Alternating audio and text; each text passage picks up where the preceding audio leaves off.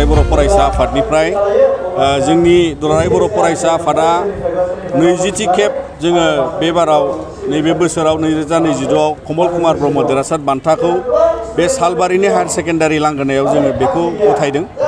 आरो बिनि गेजेरजों जोङो जाय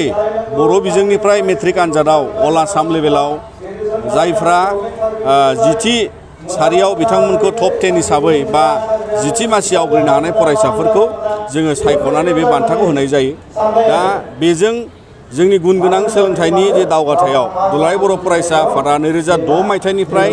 बेखौ होबोबाय थादों। मानोना जोंनि फरायसाफोरनि रोंगौथिनि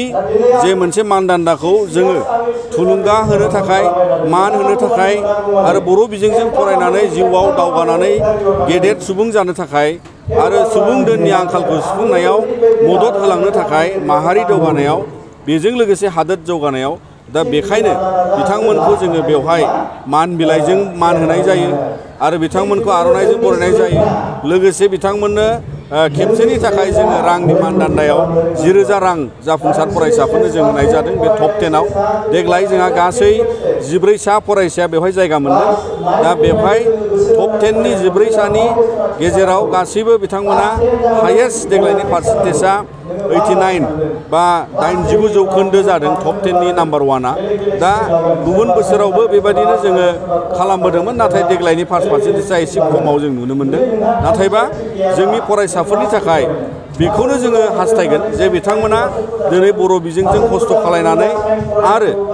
जिउआव दावगानायनि लामाखौ लालांनो बिथांमोना दिनै जुजिनायनि थुलुंगानायाव बाहागो जालांनो हागोन होननानै जों मिजिंथियो। जायफ्रा सेकेन्ड डिभिजन, थार्ड डिभिजन बयबो उथ्रिसारदों। दिनै जोंनाव गासै बर' फरायसाफ्रा जोंनि आसाम नाङै जोङो मेट्रिक आनजाद फरिखा होनायनि क्लास 10आव जि थांनाय 2022आव मेट्रिक आनजाद होदोंमोन बिथांमोननि क्लास 10नि संख्याया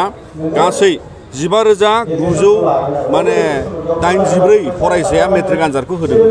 दा बिनि गेजेरनिफ्राय जोंहा first division, second division, third division जों बेखौ सानख'जोबनानै उथ्रिसारनो हानाय गासै फरायसाया 12,310। अदेबानि बिनि जौखोन्दोखौ जानोबा जोंहा 77.01 जौखोन्दो फरायसायाल' मेट्रिक आनजादखौ बा क्लास 10नि उथ्रिसारनायखौ देग्लाय जों मोन्दों। अभारअल फार्स्ट पार्सेन्टेजआबो खम। लोगोसे जाय बिथांमोना टप 10आव जायगा लादों बिथांमोननि फार्स्ट डिभिजननि पास पार्सेन्टेजआबो गाहायाव देग्लाय जों मोन्दों। दा बेखौ गासै जोङो फोरोंगिरि, दिथागिरि, फरायसाफोरनि गेजेरनिफ्राय दुलाराय बर' फरायसा आफादा संदाननानै माखासे मोनथामसो जाहोनखौ जोङो नुदों। गिबि जाहोनाव जाबाय फरायसाफ्रा NCERT कारिकुलामजों लोगोसेयै गोदानै एग्जाम पेटार्नाव बा बिथांमोननि सोंनाय फिननायनि जे रोंगौथिनि पेटार्नाव बिथांमोना जुजिनायाव खस्थ' मोन्दों, बे खोथाखौ बिथांमोना फोरमायदों। मोनसेबावा जाहैबाय बेबो जोबोद गोनांथार जे जोंनि फोरोंगिरि बिथांमोनहा आसाम नाङैनो high school stage, M E school, गुबुन गुबुन स्टेजावबो गोबां फोरोंगिरिफ्रा दानि समाव आसाम सरकारनि सिङाव बिथांमोना नन स्कलास्टिक एबा फोरोंनायनि बारगा, फोरोंनायनि अनगा गुबुन गुबुन खामानियाव बिथांमोनखौ लोब्बा खालामनायनि जाहोनाव गोबां क्लास खथि जादों। गोबां थाखो खथानि कारिकुलाम सिलेबास बादियै फोजोबनो हानाय हायैखौ लानानै आरो बे गोदान कारिकुलामजों खाब जानानै बांसिन सम बिथांमोना फरायसालियाव होनांगौ फोरोंनायाव, फरायसाफोरखौ रोंहोनायाव। दा बेवहाय गोबां फोरोंगिरिफ्रा बेखौ नुदों जे बिथांमोना गुबुन गुबुन नन स्कलास्टिक बा एकाडेमिक एक्टिभिटिसजों लोब्बा गैयै माखासे सरकारि खामानियाव बिथांमोना थोनजानायाव बेफोरबायदि माखासे खहा दं होननानै बिथांमोननिफ्राय जों मिथिनो मोन्दों। बेजों लोगोसे जोंनि समाजाव जोंनि माखासे दासिमबो जोंनि समाजनि सोलिनायाव माहारियारि दिनै बर'फोरनि गेजेरावनो जा गुबुननि गेजेरावबो जा बड'लेण्ड ओनसोलाव बा गुबुन गुबुन जायगाफ्रावबो दिनैनि समाव समाजनि जोथोनावबो माखासे आंखाल फैदों नामा बे मोनसे नुजादों। जेरै माखासे बोथोराव फुजा मेला जानाङै समाव फरायसाफोरखौ एबा दानि समनि ससियेल मिडिया आरो गुबुन गुबुन बिजोंजों दिनैनि समाव फरायसाफ्रा लेखा फरायनायनि सम होनाय समा खम जादों नामा, बेवहाय मोनसे दिनैनि बेबायदि मोनसे एसेसमेन्टआव जों मोनदांदों। दा बेनिखायनो जोङो खावलायगोन, सरकाराबो बिबान दं जे अभारअल आसामावबो बेबायदि पार्सेन्टेजआ डाउन जादों, बड'लेण्डआवबो डाउन जादों, बर' बिजोंनाबो गाहायाव फैदों। दा बेखौ लाजोबनानै जोङो खावलायगोन जे आसाम सरकाराबो बा बड'लेण्ड सरकारावबो नन स्कलास्टिक एक्टिभिटिसखौ फोरोंगिरिफोरनिफ्राय माने बाङाय खम खालायनांगौ बा गैया खालामनांगौ जाहाथे बिथांमोना बांसिन गोसो होनो हायो फोरोंनायाव बेजों लोगोसे फरायसाफ्रा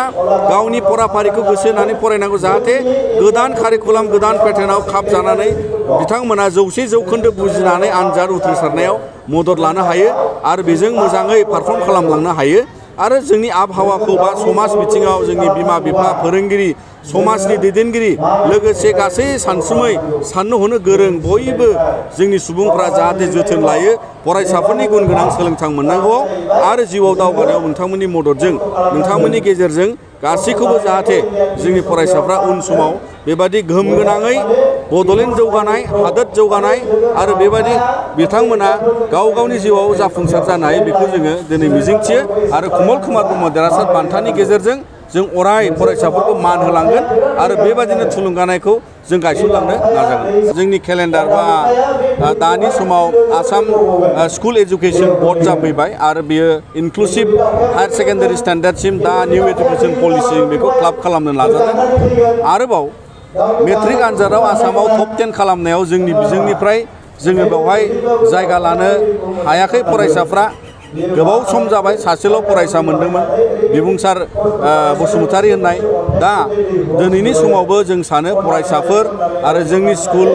फोरोंगिरि समाज जोङो गोबां बिथांमोनखौ थुलुंगा होनांगौ दं दुलाराय बर' फरायसा आफादाबो गोबां मावनांगौ दं होननानै जों सानो आरो बिनि गेजेरजों जोङो साबना हामना उन समाव जों आसामनि टप 10 इन्डियानि टप 10 ब्लाबो जों बेखौ अभारकाम खालामगोन जों जाफुंसार होनो हागोन होननानै जों मिजिं दं सेकेन्डारि आनजाद होनानै रिजाल्टखौ नेगासिनो दङ जोंहा बर' बिजोंजोंबो हायार सेकेन्डारि आनजाद होनाय आर्ट्स स्ट्रिमाव फरायसाफोर दङ आरो बेखौ नोजोर बोनानै जों आसा खालामो बिथांमोननि जे फोरमायथि बा रिजाल्ट ओंखारगोन बेवहाय बयबो मोजाङैनो उथ्रिसारनो हागोन आरो गाव गावनि जिउ लामायाव बिथांमोना दावगानायाव मदद मोनगोन होननानै जों मिजिंथियो